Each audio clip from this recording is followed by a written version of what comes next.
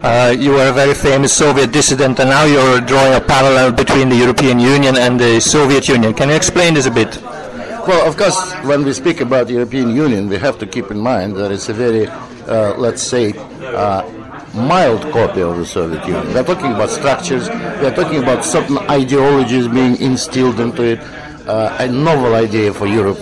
Apart from Nazism and communism, we never had ideologies here, not governing ones anyway. We are speaking about the plans, the direction, the inevitable expansion, the obliteration of nations, which was the purpose of the Soviet Union. Most people don't understand it, don't know it. We do, because we studied in Soviet schools and universities. So the ultimate purpose of the Soviet Union is to create a new historic entity, the Soviet people, all around the globe. and of course the same is true here, only they call it Europeans, whatever it means. That is the idea. The state, according to communist doctrine as well as many socialist thinking, the state is supposed to wither away national state. Of course in Russia it came upside down. It actually became a very powerful state instead of withering away. But the nationalities were obliterated. They thought so. But when the time of collapse came, the suppressed feelings of national identity came bouncing back, and they nearly destroyed the country. It was so frightening. Luckily for us, the communists decided not to resist it. Do you think the same thing can happen when the European Union collapses? Absolutely. Absolutely. And why? You can press a spring only that much, and the human psyche is very resilient. You know, you can press it, but don't forget, it's still accumulating a power to rebound.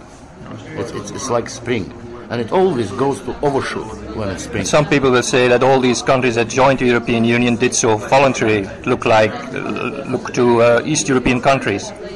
No, they didn't. Look at Denmark, which resisted the Maastricht twice. Look at Ireland. Look at many other countries. They were under enormous pressure, almost blackmail. Switzerland was forced to vote 5 times in the referendum. 5 times.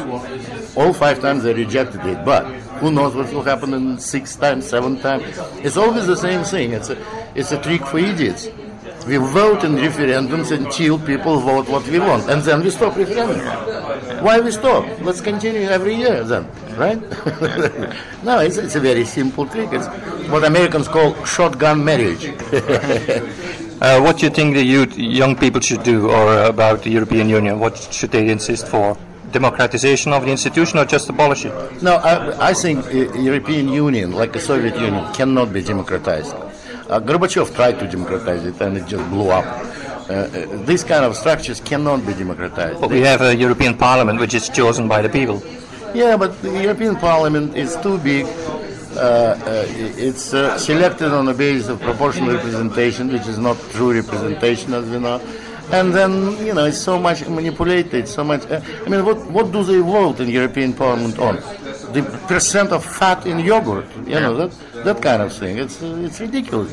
It's given a task of Supreme Soviet, a rubber stamp parliament. That's it.